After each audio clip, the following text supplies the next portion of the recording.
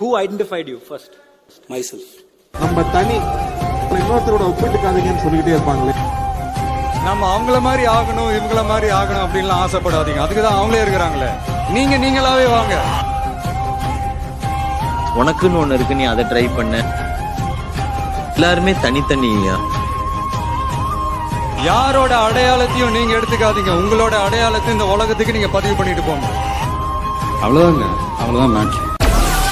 உன்னால் முடியாதென்று ஊரே சொல்லும் நம்பாது, பரிதாபம் காட்டும் என்ற வட்டத்தோடும் நினையாதே.